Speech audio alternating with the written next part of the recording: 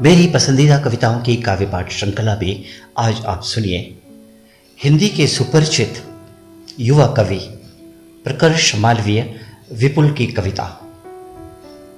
उनकी कविता का शीर्षक है उछल तारे। नहीं रही अरवीना, नहीं रहा अनवर, नहीं रहे दयाबख्श। नहीं रही अरवीना, नहीं रहा अनवर, नहीं रहे दयाबख्श। वो इतिहास के निर्माता हो सकते थे, वो इतिहास के निर्माता हो सकते थे, महज तारीखें भर नहीं बल्कि इतिहास को दिशा बोध कराने वाले ध्रुव तारे। वो इतिहास के निर्माता हो सकते थे, महज तारीखें भर नहीं बल्कि इतिहास को दिशा बोध कराने वाले ध्रुव तारे।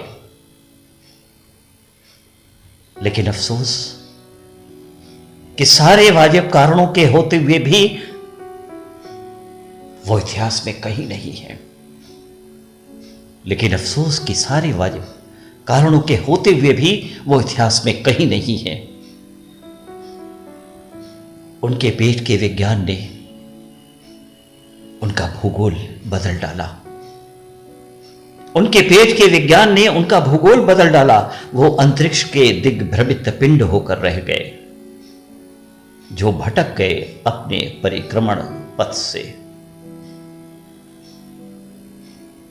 वो इतिहास में कहीं नहीं है।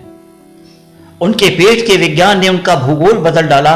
वो अंतरिक्ष के दिग्भ्रमित पिंड होकर रह गए, जो भटक गए अपने परिक्रमण पथ से, छिटक गए अपनी धुरी से।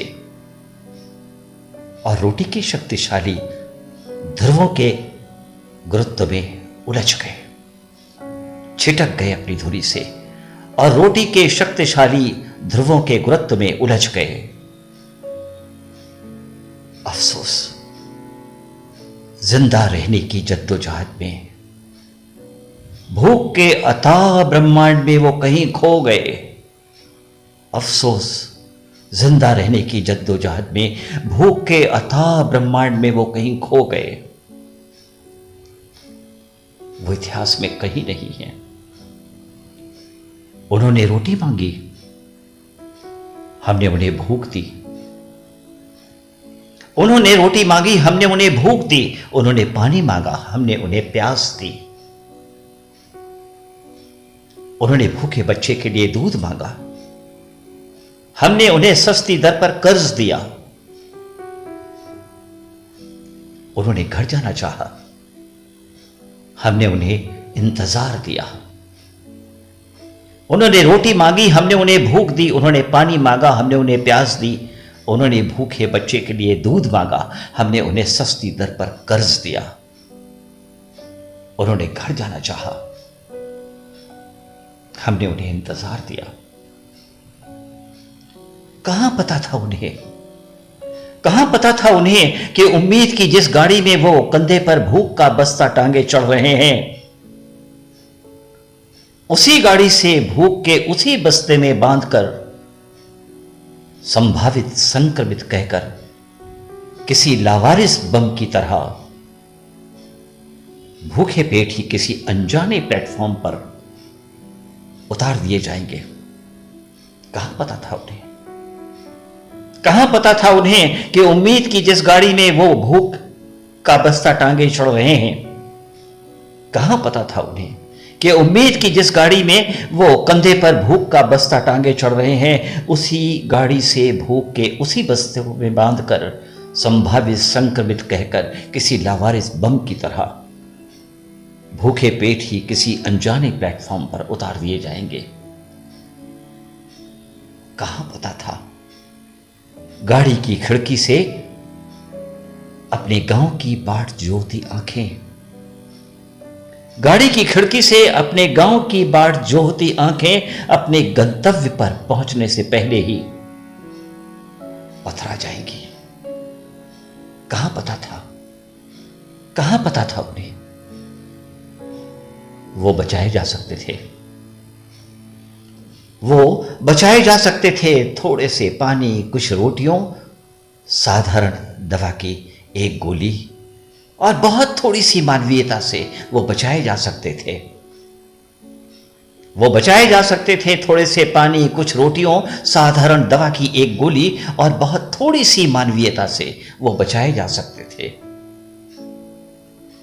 लेकिन नहीं बचाए जा सके, लेकिन नहीं बचाए जा सके। अरवीना की बेटी जो अपनी मां की साड़ी से खेल रही है, अरवीना की बेटी जो अपनी मां की साड़ी से खेल रही है, नहीं जानती फर्क साड़ी और कफन में। और जाने भी कैसे, और जाने भी कैसे, फर्क रह भी कहां गया है, नहीं समझ पा रही वो कि कुछ दिनों पहले तक उसकी मां की पर्वत रूपी छाती से निकलने वाली जीवनदायी दुग्ध की नदियां सूख क्यों गईं।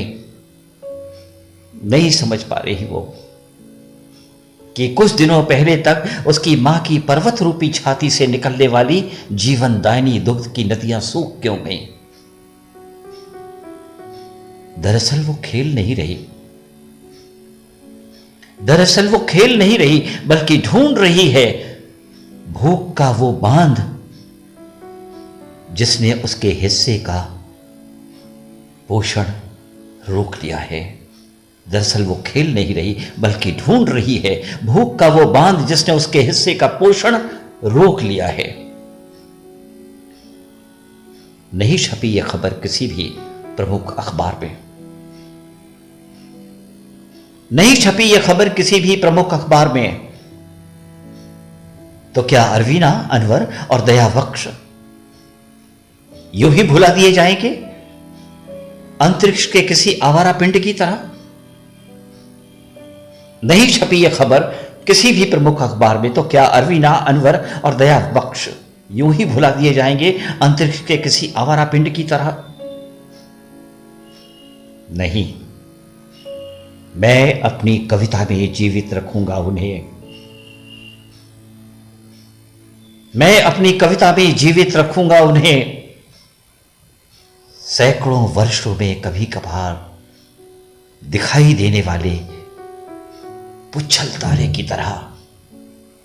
मैं अपनी कविता में जीवित रखूंगा उन्हें सैकड़ों वर्षों में कभी कभार दिखाई देने वाले पुच्छल तारे की तरह, ताकि सनद रहे मेरे हिस्से की भूख लेकर वो गुजर गए और उनके हिस्से की रोटी लेकर मैं जिंदा हूं, ताकि सनद रहे मेरे हिस्से की भूख लेकर वो गुजर गए और उनके हिस्से की रोटी लेकर मैं जिंदा हूं, उनके हिस्से की रोटी लेकर मैं जिंदा हूं।